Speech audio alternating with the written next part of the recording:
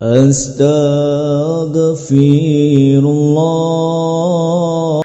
Assalamualaikum warahmatullahi wabarakatuh. Alhamdulillah wassalatu wassalamu ala Rasulillah wa ala alihi wa sahbihi wa mawalah wa la hawla wa la quwwata illa billahi wa ba'du.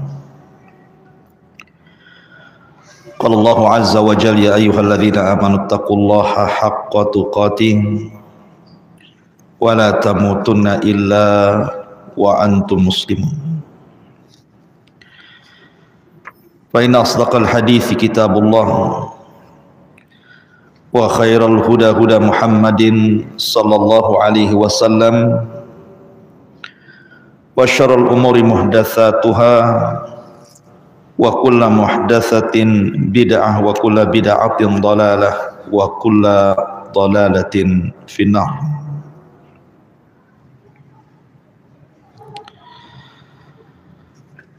Alhamdulillah, di malam hari ini kembali kita bisa melanjutkan kembali kajian kita membahas manusia pilihan di alam semesta, Rasul kita Muhammad sallallahu alaihi wa ala alihi wasallam. Kita masih membahas tentang upaya orang-orang Quraisy untuk menjegal dakwah Nabi sallallahu alaihi wasallam dengan berbagai macam upaya. Di antaranya adalah orang-orang musyrik tanazul, berusaha untuk merendah kepada Rasul dengan cara membuka dialog. Diutuslah pembesar mereka menghadap Nabi sallallahu alaihi wasallam. Kemudian mereka mengatakan, "Ya Muhammad, ta'budu alihatana sanatan wa na'budu alihataka sanatan." Wahai Muhammad, bagaimana kalau seandainya kau sembah Tuhan kami setahun saja, tahun depan kami akan menyembah Tuhan. 1 tahun kau sembah Tuhan kami, 1 tahun kami sembah Tuhan. Kan enak tuh. Ma'asyiral muslimin yang dimuliakan Allah subhanahu wa ta'ala. Kemudian mereka mengatakan, fa in kunna 'alal haqq akhadta minhum haddan wa in kunta 'alal haqqi akhadna minhu haddan. Nanti setelah itu kita lihat, kalau rasa-rasanya agama kami lebih benar dibandingkan agama dirimu, kau ikut kami. Tapi kalau rasa-rasanya agama engkau lebih benar di antara agama kami, kami yang ikut engkau. Maka Nabi SAW terdiam sampai kemudian Allah Subhanahu wa ta'ala turunkan ayat, "Qul ya ayyuhal kafirun la a'budu ma ta'budun." Wahai orang kafir, katakan ya Muhammad, wahai orang-orang kafir, saya tidak akan menyembah apa yang kalian sembah. Dan di akhir ayat Allah mengatakan, lakum dinukum waliyadin. Sudah keyakinan kalian ambil dengan keyakinan kalian, dan keyakinanku adalah keyakinanku. Ma'asyiral muslimin yang dimuliakan Allah azza wa jalla, kenapa Rasul menolak? Tidak mau kemudian mengikuti saran orang-orang musyrik ini, karena agama Nabi sallallahu alaihi wasallam itu agama tauhid. Jangankan nyembah Tuhannya orang musyrik setahun, nyembah sekali saja sudah rontok tauhidnya itu. Jangan 1 tahun sembah Tuhan orang-orang musyrik, sekali saja nyembah, rontok semua tauhid. La in asyrakta la yahbatanna amaluka wa la takunanna minal khasirin. Kalau engkau melakukan kesyirikan, la yahbatanna amal, tentu amal kalian akan hancur dan engkau akan menjadi orang yang rugi. Dan inilah akidah namanya. Ma'asyiral muslimin yang dimuliakan Allah Azza wa Jalla. Akhirnya kemudian orang-orang musyrik pun tidak berhasil. Mulailah mereka mencari cara lain. Diutuslah para pembesar mereka untuk datang ke kota Yathrib, ke kota Madinah, karena mereka tahu di Madinah itu banyak orang-orang Yahudi, dan orang-orang Yahudi itu diturunkan kitab. Siapa tahu ada informasi dari ahlul kitab Madinah tentang Rasul sallallahu alaihi wasallam. Berangkat mereka. Kemudian mereka bertanya kepada pembesar Yahudi Madinah dan mengatakan, wahai para pembesar Yahudi di negeri kami Mekah, ada orang yang tiba-tiba ngaku nabi, percaya enggak kalian? Maka kata pembesar Yahudi, gini saja, berikan kepada dia 3 soalan. Kalau dia sanggup menjawab, memang dia nabi. Kalau dia tidak sanggup menjawab, dustakan kenabiannya. Akhirnya kemudian kata orang Yahudi mengatakan kepada orang-orang musyrik, 1, tanya kepada orang yang ngaku nabi itu, bagaimana cerita tentang anak-anak muda yang terjerembab dalam sebuah gua? Bagaimana kisahnya? Anak muda yang masuk ke dalam gua kemudian ditidurkan lama, macam mana kisahnya? Kemudian yang kedua, tentang seorang raja yang keliling dunia berdakwah tauhid, macam mana kisahnya? Kemudian yang ketiga, tanyakan soal ruh kepada dia. Apa itu ruh? Dalam riwayat yang lain, tanyakan kepada dia tentang kemiripan anak. Kenapa anak bisa mirip dengan bapaknya atau dengan ibunya? Kalau dengan tetangganya bahaya. Kemudian yang kedua, kenapa penduduk sorga, apa makanan pertama yang dimakan penduduk sorga? Kemudian ketiga, tanyakan soal ruh kepada dia. Kalau dia bisa menjawab, memang dia nabi. Kalau tidak bisa menjawab, dustakan kenabiannya, pembual dia. Kemudian kunci jawabannya diberitahu. Pulanglah orang-orang musyrik ini dengan senang hati karena sudah mendapatkan ujian yang akan diujikan kepada Nabi SAW. Sampai di Mekah, mereka datang kepada Nabi SAW dan mengatakan, ya Muhammad, kami akan beriman asal syaratnya engkau jawab 3 pertanyaan kami. Ketika mereka mengatakan akan beriman, ikhwan, Rasul langsung senang, karena Rasul itu menginginkan hidayah kepada orang-orang Quraisy itu, sehingga Rasul lupa mengucapkan kalimat insya Allah ketika hendak memberikan jawaban. Harusnya Rasul mengatakan insya Allah besok jawabannya, harusnya begitu ya. Tapi Rasul saking senangnya mengatakan ghadan al jawab, besok jawabannya. Kenapa tidak hari itu juga Rasul kasih jawaban? Karena Nabi SAW la yantiqu anil hawa, dia tidak bicara dengan hawa nafsunya, dia harus menunggu wahyu dari Allah dulu. Kalau memang turun wahyu, baru Nabi jawab. Kalau tidak turun wahyu, Rasul tidak akan jawab. Ma'asyiral muslimin yang dimuliakan, karena lupa mengucapkan insya Allah, keesokan hari Jibril pula tak turun. Hari kedua tak turun juga. Sudah lewat 1 minggu, tidak turun juga. Lewat 2 minggu tidak turun juga, sesak dada Nabi. Orang-orang musyrik sudah mulai meragukan kenabiannya. Tuh kan, dia bukan Nabi katanya.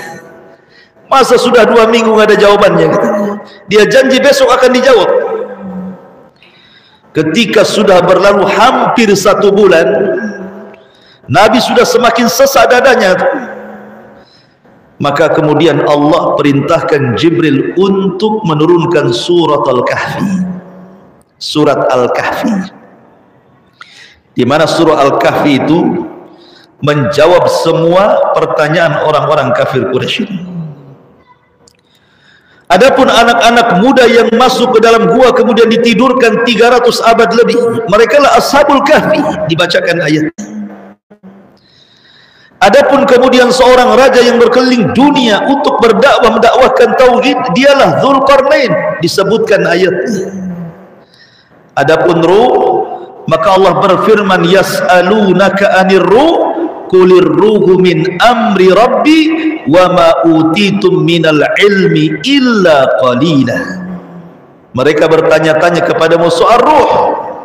Katakan ruh itu urusan Rabbku, karena Allah tidak banyak memberikan ilmu kecuali sedikit kepada aku. Tidak tahu, itu urusan Allah. Dalam riwayat, adapun yang kalian tanyakan soal anak, kenapa pula mirip bapa dan ibunya? Maka Nabi SAW menjawab, tergantung hormon keduanya. Kalau sperma suami mengalahkan sperma istri, berarti akan mirip bapaknya. Kalau sperma istri mengalahkan suaminya, maka akan mirip ibunya. Ini kalau 50-50, alah mirip keduanya lah kan itu. Dari pusar ke atas mirip bapaknya, bisa saja kan itu. Ma'asyiral muslimin yang dimuliakan Allah Azza wa Jalla. Adapun soal penduduk sorga, apa yang pertama kali dimakan penduduk sorga? Kata Rasul, kabidil hut, hati ikan paus. Itulah makanan pertama kali penduduk sorga masuk sorga. Yang pertama dimakan hatinya ikan paus. Dan minuman yang pertama diminum wedang jahe, zanzabil dalam bahasa Arab. Bahasa kitanya wedang jahe. Tapi wedang jahe sorga dengan wedang jahe kita ya beda lah.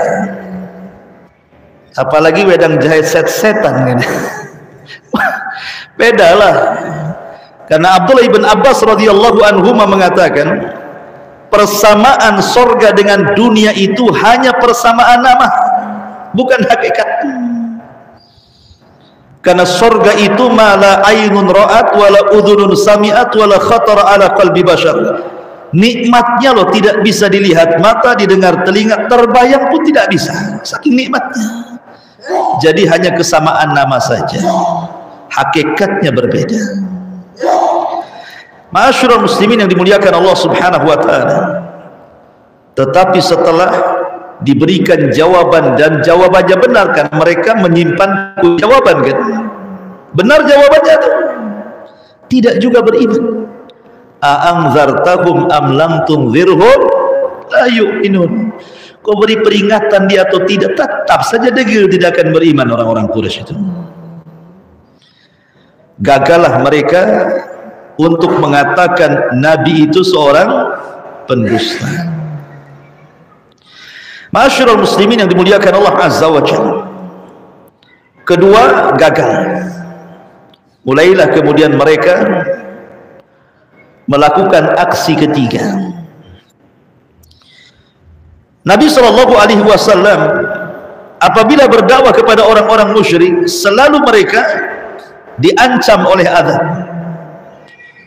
Nabi selalu mengancam, kalau kalian tetap melakukan kesyirikan nanti akan datang azab Allah kepada kalian, bla bla bla, begini macam-macam. Akhirnya mereka menagih janji itu. Muhammad, kamu kalau berdakwah kepada kami, sedikit-sedikit kalau kami tidak taat kepada Allah dan kepada dirimu akan turun azab. Mana azabnya? Nantang azab dia. Mana azabnya? Kok nggak turun-turun si azabnya katanya. Maka Allah Subhanahu wa taala firmankan tentang mereka, wa yasta'jilunaka bil adzab walan yukhlifallahu wa'dah inna yawman 'inda rabbika ka alfi sanatin mimma ta'udun. Dan mereka datang kepadamu ya Muhammad meminta disegerakan azab, dan Allah tidak mungkin menyelisih janjinya, dan satu hari kehidupan akhirat dibandingkan kehidupan dunia sama dengan 1000 tahun. Dalam ayat yang lain, yasta'jilunaka bil adzab wa inna jahannam la muhitatun bil kafirin. Mereka datang kepadamu meminta disegerakan azab, sesungguhnya jahanam akan meliputi orang-orang kafir. Digambarkan mereka seperti itu, mengolok-olok Rasul, mana azabnya, kok enggak turun-turun gitu ya. Ini kan istihza namanya, mengolok-olok Nabi SAW. Dan macam-macam mereka lakukan kepada Nabi SAW, sampai akhirnya mereka datang kepada Abu Thalib. Mereka sudah tidak ada jalan lagi, mengancam untuk membunuh Nabi SAW, bahkan mengancam siapapun yang melindungi Nabi, termasuk pamannya Abu Thalib, diancam akan dibunuh. Lah akhirnya kemudian karena sudah marah nih para pembesar Quraisy ini, berkumpullah Fir'aunnya umat ini, siapa? Abu Jahal, kemudian Umayyah, kemudian Mughirah, Al-Walid, pembesar-pembesar Quraisy ini berkumpul. Kemudian mereka sepakat, Bani Hashim dan Bani Al-Muttalib semakin hari semakin melindungi si Muhammad itu. Ini tidak bisa dibiarkan. Lalu bagaimana caranya? Akhirnya terjadilah konsensus, kesepakatan, kalau begitu kita boikot saja mereka, karena mereka sudah melindungi si Muhammad, kita boikot supaya mereka kembali kepada kita dan mereka sendiri yang membunuh si Muhammad itu. Terjadilah pemboikotan, di mana mereka menerapkan satu larangan keras untuk tidak berhubungan dengan Bani Hashim dan Bani Al-Muttalib. Satu, tidak boleh menikahi wanita-wanita Bani Hashim dan Bani Muttalib, karena dua kabilah ini sudah melindungi si Muhammad. Yang kedua, mereka mengatakan tidak boleh jual beli dengan mereka. Yang ketiga, tidak boleh duduk-duduk ngobrol bersama mereka. Yang ketiga, yang keempat, tidak boleh bergaul dengan mereka. Yang kelima, tidak boleh masuk ke rumah-rumah mereka.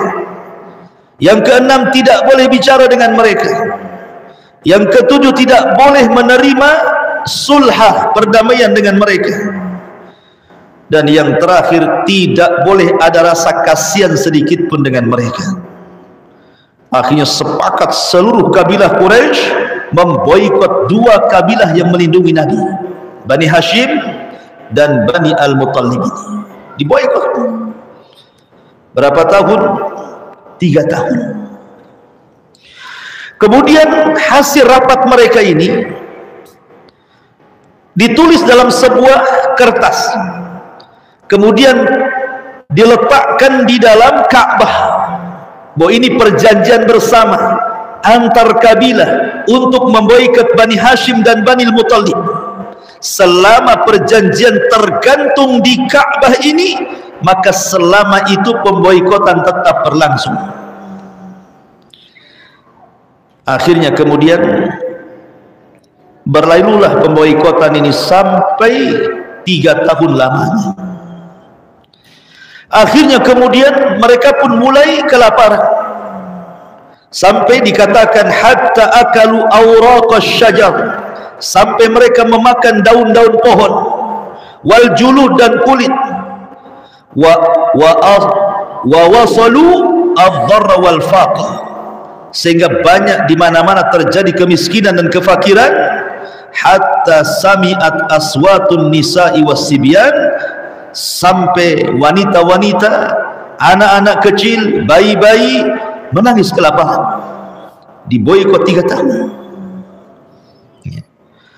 Ketika sudah sampai 3 tahun, rupanya adalah orang-orang Quraisy itu, walaupun bukan pembesar mereka, kasihan. Ini udah lewat 3 tahun.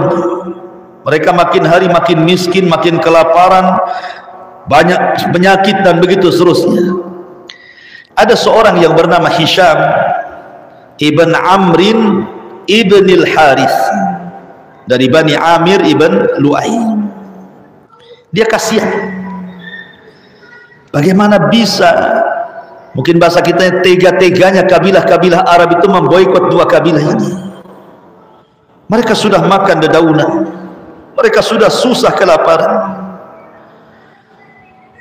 Terkadang mereka diberi, boleh membeli sesuatu dari orang-orang Quraisy itu, tetapi harganya dimahalkan sampai mereka tidak sanggup beli, sehingga mereka hanya bisa memberi makanan itu harus keluar ke Yaman, ke Syam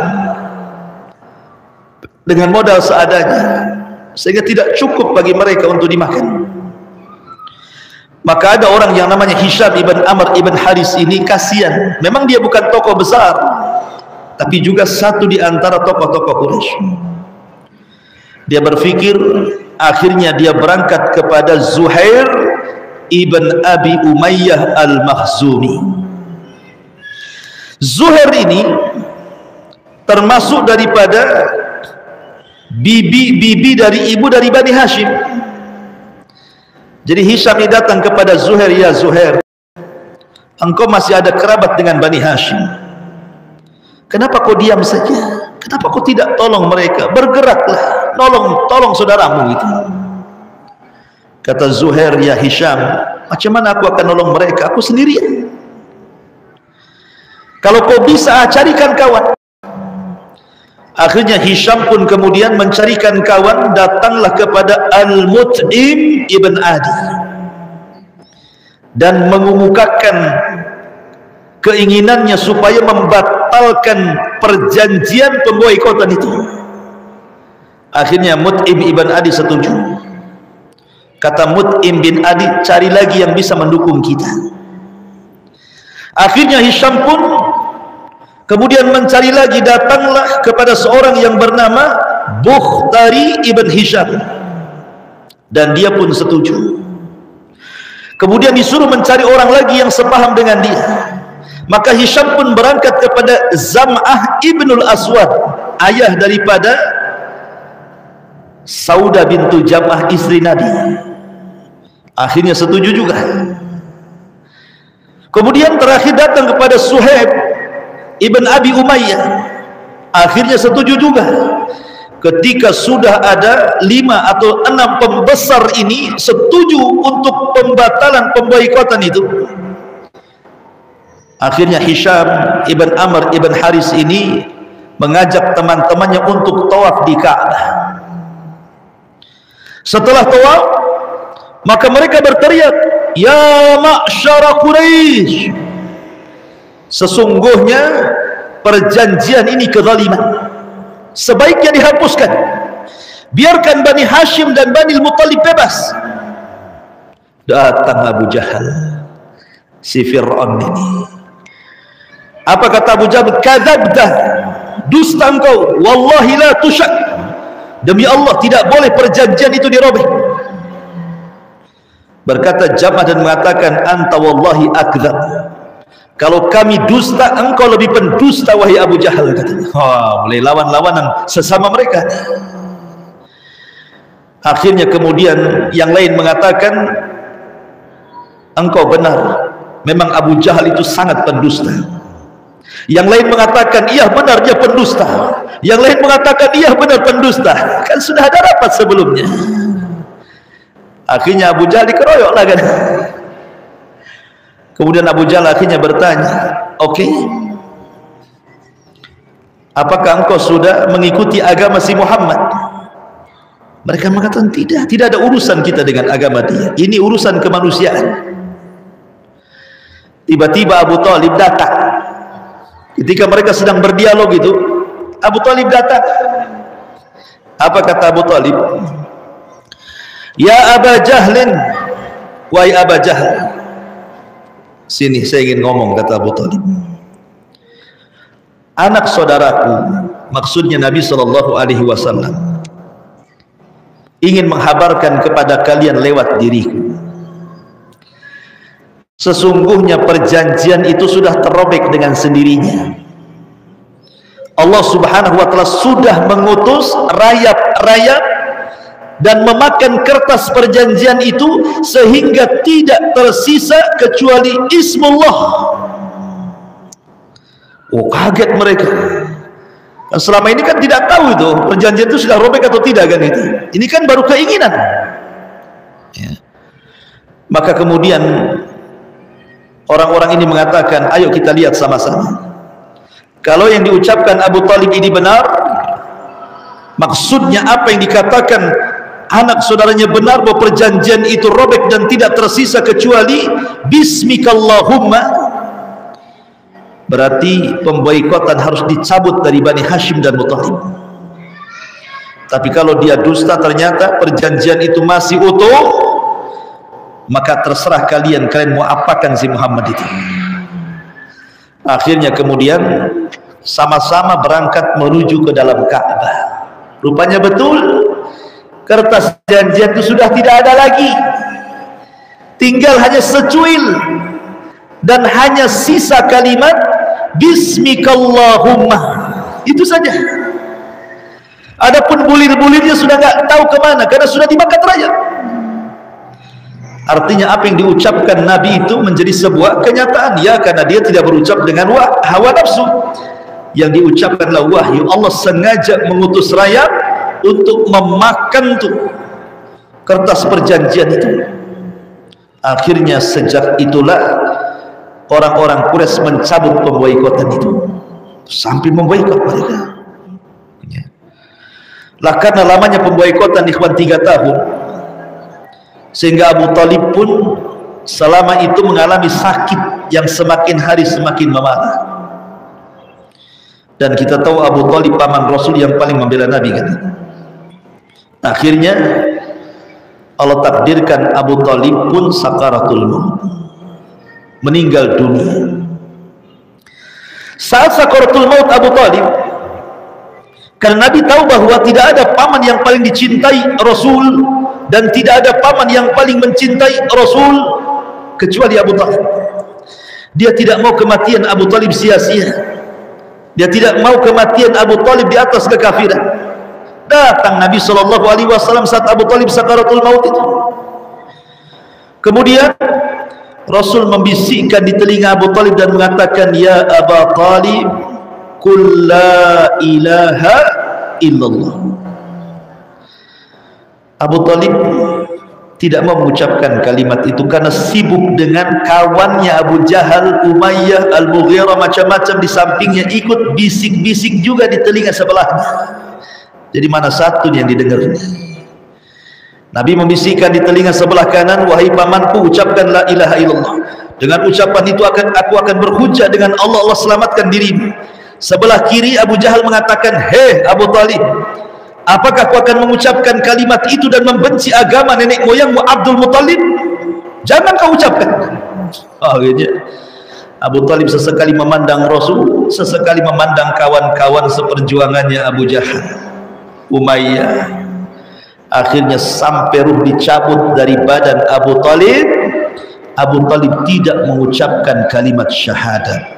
Dari sini sepakat ahli sunnah, Abu Talib mati kafir, kecuali orang Syiah mengatakan Abu Talib itu muslim. Loh, kenapa dia tidak mengucapkan la ilaha illallah? Dia mengucap, cuma Nabi gak dengar. Orang Syiah. Kenapa? Karena seluruh imam-imam 12 Syiah itu turunan Abu Talib. Ali, Abu Talib bapaknya kan, nikah dengan Fatimah, lahir Hasan Husain. Dari Hasan lahirlah Hasan Al-Musanna dan Zaid. Dari Husain yang sisa anaknya Zainul Abidin. Dari Zainul Abidin terus sampai kepada Muhammad Hasan Al-Ashkari. turunan Syiah itu yang paling diutamakan dari Husain jalurnya. Ya, makanya mereka mengatakan Imam Mahdi itu jalur Husain, sementara kita ahli sunnah jalurnya Hasan. Ya. Ma'asyiral muslimin yang dimuliakan Allah Subhanahu wa taala, maka kita katakan sebagai ahli sunnah, Abu Talib mati kafir. Ketika Abu Talib mati kafir, Nabi sedih, ikhwan. Kesedihan Nabi SAW sampai akhirnya Rasul terus memunajat kepada Allah, la astaghfiranna lak ma lam unha ank, wahai pamanku, aku akan terus meminta ampun untukmu selama Allah tidak melarang. Selama Allah tidak melarang, aku akan terus mintakan ampun kepadamu agar Allah hapus dosa-dosa. Tetapi apa yang terjadi? Permintaan Rasul ditolak. Turunlah ayat Al-Quran, ma kana lin nabi walladzina amanu an yastaghfiru lil musyrikina walau kanu ulil qurba min ba'di ma tabayyana lahum annahum ashabul jahim. Turun ayat ini. Tidak boleh bagi nabi, orang-orang yang beriman, memintakan ampun akan dosa orang-orang musyrik walaupun kerabat dekatnya, setelah jelas kepada mereka bahwa mereka termasuk penghuni jahanam. Tak boleh. Kalau ada kerabat antum meninggal dan agamanya musyrik, tidak boleh kita minta ampun untuk dia walaupun dia orang tua sendiri. Kalau mati musyrik, mati kafir, tidak boleh. Lah ketika itu Abbas ibn Abdul Muttalib, Abbas itu datang kepada Rasul. Abbas saudara Abu Talib. Ya Rasulullah, bukankah perjuangan Abu Talib sudah banyak memperjuangkan Islam dan membela dirimu? Akankah perjuangan Abu Talib selama hidupnya membela agamamu bermanfaat untuk dia di akhirat? Kata Rasul sallallahu alaihi wasallam, Abu Talib fi dhahzahim minan nar, laula ana lakana fi darkil asfali minan nar. Ya Abbas, sebenarnya Abu Talib itu dipindah oleh Allah nerakanya, yang tadinya dia digulung neraka oleh ombak neraka. Kalau bukan karena diriku, tentu Abu Talib akan berada di intip neraka yang paling dalam. Tetapi aku meminta Allah agar diringankan azabnya, maka Abu Talib diletakkan di neraka yang paling dangkal, hanya satu setara dengan mata kakinya saja. Nerakanya itu sampai mata kakinya saja, tapi itu cukup untuk mendidihkan kepalanya. Satunya dapat syafaat orang kafir hanya Abu Talib. Makanya Rasul mengatakan, kalau bukan karena diriku, tentu dia sudah masuk ke neraka dan menempati intip neraka yang paling dalam. Ma'asyiral muslimin yang dimuliakan Allah Azza wa Jalla. Rupanya di tahun yang sama, kesedihan Nabi sallallahu alaihi wasallam rupanya ditambah oleh Allah dengan kematian Khadijah. Pamannya meninggal, istri pula meninggal. Ini penderitaan Rasul yang luar biasa. Karena dua manusia ini yang selama ini memperjuangkan dakwah Nabi. Abu Talib dengan jabatannya sebagai pemimpin Arab, dan Khadijah dengan hartanya. Kalau harta dan jabatan ini bermain untuk dakwah kepada Allah, pasti dakwah itu akan lancar. Didukung oleh pejabat, didukung orang kaya, lancar dakwah itu. Tapi kalau pejabatnya tidak dukung, orang kayanya tidak dukung, stres dakwah itu. Jangankan antum, Nabi sampai-sampai ketika meninggalnya Abu Talib dan Khadijah tidak ada tameng lagi. Orang-orang Quraisy sudah mulai berani kurang ngajar dengan Nabi SAW, menghina dengan hinaan yang lebih pedas lagi, berani menyiksa para sahabat, mengolok-olok, bahkan sampai ada niat untuk menyakiti dan membunuhnya. Dari sini Nabi SAW sudah tidak ada lagi i'tikad untuk mengembangkan dakwah di Mekah lagi. Kayaknya sudah nggak bisa ini. Dengan meninggalnya Abu Thalib dan Khadijah ini menyempitkan dakwah Rasul di Mekah. Kayaknya harus cari areal baru nih. Akhirnya Nabi SAW terpikirkan untuk mencari areal baru. Berangkatlah Rasul ke mana? Ke Taif. Karena penduduk Mekah ini sudah mulai ngancam-ngancam sampai membunuh. Sementara Rasul masih lemah, para sahabat juga masih lemah, mereka berusaha menyembunyikan keimanan. Berangkatlah Rasul dengan pembantunya atau budaknya Zaid ibn Harithah. Berangkat ke mana? Ke Taif. Sampai di Taif, pertama yang ditemui adalah 3 pembesar Taif, dan 3-tiganya adalah bersaudara. Pertama, Abdu Yalil ibn Amr ibn Umar Al-Thaqafi. Yang kedua, Mas'ud ibn Amrin ibn Umar Al-Thaqafi. Yang ketiga, Hubayb atau Habib ibn Amrin ibn Umar Al-Thaqafi. Rasul datang nih ketiga orang ini. Tapi apa jawabannya? Ketika Rasul mengatakan saya Nabi, saya Rasul, masuklah kau ke agama Tauhid, tinggalkan sesembahan selain daripada Allah Azza wa Jalla. Masing-masing pembesar Taif ini ngomong. Apa ucapannya? Kalau engkau seorang Nabi, sudah kurobek kiswah Ka'bah itu. Enggak yakin kau seorang Nabi. Kemudian yang kedua mengatakan, demi Allah, aku tidak akan bicara selamanya dengan kamu.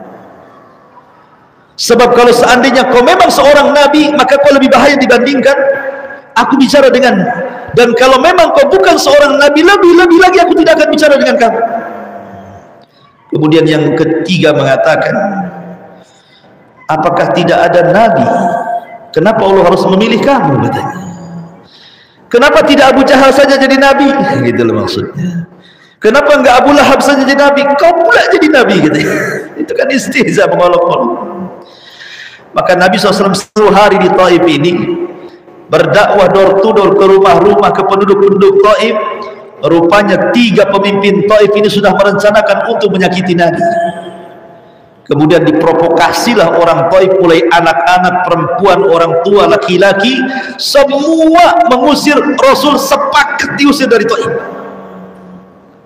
Yang anak-anak naruh duri, yang perempuan ikut melempari batu, yang laki-laki ngejar mentung, sampai Rasul dikejar-kejar oleh penduduk Taif, berjalan dan berlari 1 mil bersama Zaid, menghindari batu yang dilempar kepadanya itu. Diusir. Kalau antum jadi dai, kemudian persis seperti Nabi, 100% saya yakin resign antum jadi dai itu. Resign gak? Langsung resign jadi dai antum. Antum dakwah ke pulau, tiba-tiba orang pulau sudah pegang batu tuh. Ya kan? Berhentilah saya jadi dai. Bagus jadi tukang bangunan kan? Ya. Lihat bagaimana Nabi, kita berdakwah tidak pernah kayak gini. Kita ini dilempari dengan status saja udah stres kayaknya. Ya, baru dibully saja, baru dikata-katain saja sudah lemes kita ini. Ini belum batu, baru omongan saja, itu pun lewat status, bukan lewat omongan.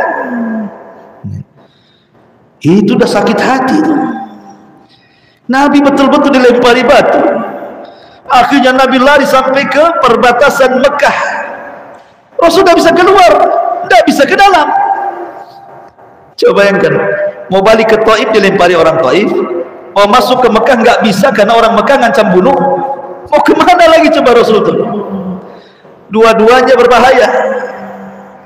Akhirnya Nabi SAW kemudian tinggal di perbatasan antara Mekah dan Taif, di kebun kurma. Rupanya